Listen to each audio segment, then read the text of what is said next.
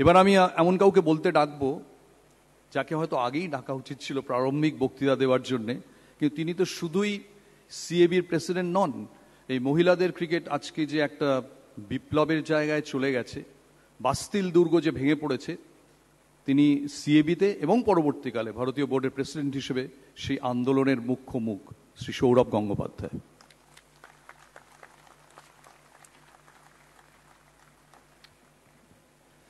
আমাদের সবার অতি প্রিয় মমতাদি, মাননীয় মুখ্যমন্ত্রী পশ্চিমবঙ্গ সরকার, মঞ্চে উপস্থিত ঝুলন, রিচার ফ্যামিলি, অরূপবাবু, মাননীয় sports minister, power minister, Mimi শিলিগুড়ির মানুষ, নর্থ বেঙ্গলের মানুষ, সিবির অফিস বেয়ারাররা, honorary secretary Shri Bablu Kole, honorary treasurer Sanjay Das, honorary vice president Shri Nitish Ranjan Dutta, আর honorary joint secretary Madan Ghosh, আর এখানে উপস্থিত অনেকে। এখানে যত নাম আছে আমার সামনে ততই নাম যারা ভারত, বেঙ্গল বহুদিন ধরে খেলেছে, শুধু ছেলেদের নয়, মেয়েদের। আমি স্পেশাল মেনশন করব মেয়েদের, কারণ এখানে সামনে গার্গিদি আছে, মিঠুদি আছে, শ্যামা আছে, যাদেরকে দেখতে পাচ্ছি পেছনে কয়েকজন আছে, লোপাদি আছেন, রুনাদি আছেন, কেয়াদি আছেন, তারপর শর্মিলা, তারপরে আরও যারা আছেন আমি সবাইকে দেখতে পাচ্ছি না। এরা সবাই কিন্তু বাংলার ক্রিকেটের, স্পেশালি মহিলা ক্রিকেটের এক একজন স্তম্ভ। আমার মহিলা ক্রিকেটের এক্সপিরিয়েন্স, তখন আমি খেলি, তখন আমি ঝুলনকে দেখতাম, ঝুলন কম বয়সী, ঝুলন ইডেনে প্র্যাকটিস করতো, আমিও আসতাম ইডেনে দৌড়োতে, ঝুলনও দৌড়তো, আমিও আসতাম, তখন আমিও ইন্ডিয়ার ওই খেলি, দেশের ক্যাপ্টেন। তখন মহিলা ক্রিকেট এখনকার মতো এত বড়, এত ফাইন্যান্সিয়ালি স্টেবল আর এত পপুলার ছিল না। আজ যে মহিলা ক্রিকেট যেখানে পৌঁছেছে, ঝুলন, মিতালি, এদের কাঁধে চড়ে, এদের চেষ্টায়, গার্গিদি আছেন, মিঠুদি আছেন, আরও যারা ভারতবর্ষের খেলেছে বিভিন্ন সময়, তাদের চেষ্টায় আজকে মহিলা ক্রিকেট এই জায়গায় পৌঁছেছে। মনে রাখবেন যে সব কিছু শুরু হয়, আর শুরুটা হয়তো অতটা আড়ম্বরের সাথে, অতটা ড্যাজলিংলি হয় না, কিন্তু সময়ের সাথে যারা শুরু করে তারাই সেই ক্রিকেটটাকে একটা জায়গায় পৌঁছে দেয়। আজকে রিচা, জেমাইমা, শেফালি, স্মৃতি, হরমনপ্রীত, যাদেরই নাম করুন, তারা যে আজ এখানে যে জায়গায় পৌঁছেছে, এটা কিন্তু তাদের জন্যই। তাদের পূর্ব যারা খেলেছে মহিলারা দেশের হয়ে, তারা ক্রিকেটকে এত মহিলা ক্রিকেটকে এত উঁচু জায়গায় নিয়ে গেছে, এটা কিন্তু তাদের জন্যই। সেই জন্যই ওয়ার্ল্ড কাপ ফাইনালে যখন রিচা বা স্মৃতি বা হরমন যখন ওয়ার্ল্ড চ্যাম্পিয়ন হয়, তারা কিন্তু মিতালি বা ঝুলনকে ইকুয়ালি রেসপেক্ট দিয়েছে, এটা দেখে আমার সবচেয়ে ভালো লেগেছে। আমি দুটো কথা বলি মাননীয় মুখ্যমন্ত্রীর সম্বন্ধে। ওনার সঙ্গে আমার খুব গভীর সম্পর্ক। আমার মনে আছে যখন WPL শুরু হয়, তখন সমস্ত কাগজে বেরোচ্ছে যে ছেলেদের WPL হবে, ইডেনে T20 ফরম্যাটে টুর্নামেন্ট হবে। উনি একটা ছোট্ট মেসেজ পাঠান যে মহিলাদের ক্রিকেটটাও যাতে এর মধ্যে শুরু হয় WPL এর সাথে। হয়তো অনেকে জানে না, অনেকে এই ছোট ছোট জিনিস মাথাও রাখে না। এটা 2 বছর আগেকার কথা, তখনও রিচা ওয়ার্ল্ড চ্যাম্পিয়ন হয়নি, বা ভারতের WPL এত ভালোভাবে শুরু হয়নি। যেদিন রিচা ওয়ার্ল্ড কাপ জেতে বা ভারত ওয়ার্ল্ড কাপ জেতে, আমি ওনাকে SMS করি যে আপনাকে এই ফাংশনে আসতে হবে। উনি এক কথায় রাজি হন, বলে হ্যাঁ নিশ্চয়ই আসবো, কারণ মহিলা ক্রিকেট এত জায়গায় পৌঁছেছে, আমি ছেলেদের ক্রিকেটারদের সাথেও মহিলা ক্রিকেটকেই অতটাই সাপোর্ট করি আর চাই অতটাই এগিয়ে চলুক। রিচার আজকে একটা ছোট্ট ভিডিও আমরা দেখব তার এই ছোট্ট ক্যারিয়ারে। রিচার বয়স বেশি নয়, আমি যদি ঠিক বলি Richa is only 22 or 23। Richa সানার থেকেও ছোট।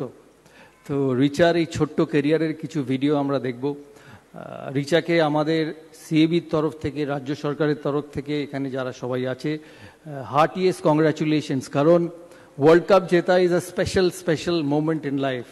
আমি ভারতের ওই 3টে ওয়ার্ল্ড কাপ ফাইনালে ক্যাপ্টেন ছিলাম, আমি 3টেই রানার্স আপ হয়েছি। সেই জন্য ওয়ার্ল্ড কাপ জেতার কি আনন্দ, ওয়ার্ল্ড কাপ জেতার কি অনুভূতি, সেটা রিচাই ভালো বলতে পারবে। রিচা শুধু এটি ভালো প্লেয়ার নন, আপনারা স্মৃতিকে দেখেছেন, আপনারা হরমনকে দেখছেন, আপনারা জেমাইমাকে দেখছেন, কিন্তু রিচা যে ভারতীয় ক্রিকেটে যে রোলটা করে, 6 নম্বর এসে যে ব্যাটিংটা করে, ক্রিকেটে সেটা সবচেয়ে ডিফিকাল্ট। আর কারণ ওই এমন একটা সময় যেখানে তুমি পাবে বল কম আর তোমাকে রান করতে হবে সবচেয়ে বেশি। আমি দেশের ওই ওয়ানডে ক্রিকেটে ওপেন করতাম, আমি জানি যে 6 নম্বর 7 নম্বরে কেএফ বা যুবরাজ আসতো, তাদের জন্য সিচুয়েশনটা কত কঠিন। তাই ভারত এই ওয়ার্ল্ড কাপে হয়তো জেমাইমার 136টা মনে রাখবে, ভারত এই ওয়ার্ল্ড কাপে সেমিফাইনালে হারমানের 85টা মনে রাখবে, কিন্তু ওয়ার্ল্ড কাপের প্রতিটি ম্যাচে সে সাউথ আফ্রিকার এগেনস্টে 94 হোক 57 বলসে, ফাইনালে 34 হোক 17 বলসে, শুধু স্ট্রাইক রেট দেখবেন। অ্যান্ড এটা আমি কিন্তু 50 ওভারের কথা বলছি, ইটস নট 20 ওভার্স ক্রিকেট। রিচার strike rate is the difference from India finishing at 265 and finishing at 325. সেই জন্য রিচাকে এত কঠিন কাজটা এত সহজভাবে ভারতীয় টিমের জন্য এতদিন করে এসছে, তার ভ্যালিউ ইন্ডিয়ান টিমে স্মৃতি হারমান কারুর থেকে কম নয়। তাই রিচাকে একটা খেলোয়াড়ের তরফ থেকে, সিচুয়েশনের পারফরমেন্সের তরফ থেকে অনেক অনেক অনেক ধন্যবাদ। তোমার কেরিয়ার সবে শুরু, মহিলা ক্রিকেট যে জায়গায় পৌঁছেছে, আগামী 4, 5, 6 বছরে আরও ওপরে যাবে, আরও তোমার সুযোগ হবে, আরও খেলার সুযোগ হবে, আরও পারফর্ম করার সুযোগ হবে। তুমি যাতে তোমার এই সমস্ত সুযোগ কাজে লাগাতে পারো, আর আরও নাম, আর একদিন ঝুলনের মতো, আর একদিন আমি চাইবো যে আমরা এখানে দাঁড়িয়ে বলতে পারি রিচা ইন্ডিয়া ক্যাপ্টেন। তার সময় আছে, তার সময় আছে, তার সময় আরও। তুমি সবে 22 বছর বয়স তোমার, তাই আমাদের সবার তরফ থেকে তোমাকে অনেক আশীর্বাদ, অনেক ভালোবাসা, হার্টিয়েস্ট কংগ্রাচুলেশনস। আজকে যারা এসছেন রিচাকে ফেলিসিটেট করার জন্য, তাদেরকে আমার তরফ থেকে অনেক অনেক ধন্যবাদ। আর মাননীয় মুখ্যমন্ত্রী আর মাননীয় স্পোর্টস মিনিস্টারকে, সিএবির সমস্ত মেম্বারের তরফ থেকে, আজকে সবাই আছেন এখানে, সমস্ত মেম্বারের তরফ থেকে অনেক অনেক ধন্যবাদ। শুধু রিচার এই ফাংশনে আসার জন্য নয়, সিএবিকে একটা নতুন একাডেমি তৈরি করার জন্য, একটা ডুমুরজলা স্টেডিয়ামে জায়গা করে দেওয়ার জন্য। কারণ খেলাধুলোয় ইনফ্রাস্ট্রাকচার খুব জরুরি। খেলাধুলোয় এই রিচার মতো মেয়ে তৈরি করার, মনোজ তিওয়ারির মতো প্লেয়ার তৈরি করার, অশোক ডিন্ডার মতো প্লেয়ার তৈরি করার, মোহাম্মদ শামির মতো প্লেয়ার তৈরি করার জন্য ইনফ্রাস্ট্রাকচার সবচেয়ে জরুরি। আমরা ওখানে ওয়ার্ল্ড ক্লাস ক্রিকেট একাডেমি বানাবো উইদিন আ ইয়ার, কারণ একটা জিনিস তৈরি করতে সময় লাগে। তাই আপনাকে আমাদের সবার তরফ থেকে সব সময় এত সাহায্যের জন্য অনেক অনেক ধন্যবাদ। রিচা ভালো থাকবে, তোমার আগাম কেরিয়ারের জন্য অনেক অনেক শুভেচ্ছা আর সিনসিয়ার গুড উইশেস।